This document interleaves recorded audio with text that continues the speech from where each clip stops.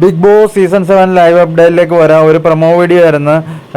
ലാലേട്ടൻ വന്നിട്ടുണ്ടായിരുന്നു. ലാലേട്ടൻ വന്നിട്ട് അകത്തോട്ട് കയറിയപ്പം ബാക്കിയുള്ള കണ്ടസ്റ്റൻസിനെയൊക്കെ പുറത്ത് നിർത്തി. അതിനുശേഷം ലാലേട്ടൻ അകത്തേക്ക് കയറി ബെഡ്റൂമിലും കിച്ചണിലും അതുപോലെ ബാത്റൂം, ടോയ്ലറ്റ് ഇവിടെയൊക്കെ പോയി ലാലേട്ടൻ നോക്കുവാണ്.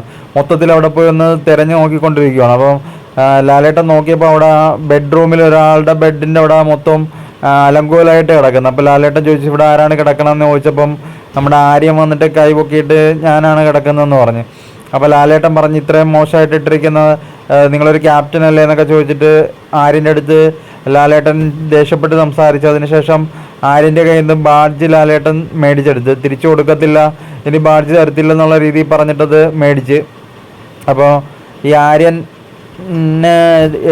ഡ്രസ്സ് ഓരോ തരത്തിലെ പുതിയ ഡ്രസ്സുകളൊക്കെ കിട്ടണമെങ്കിൽ ഈ ബാഡ്ജ് ഉണ്ടെങ്കിലേ നടക്കത്തുള്ളൂ. അപ്പോൾ ആ ബാഡ്ജാണ് ലാലേട്ടൻ മേടിച്ചിരിക്കുന്നത്. ലാലേട്ടൻ ഭയങ്കര ദേഷ്യത്തിലാണ് അന്നേരം സംസാരിച്ചത്.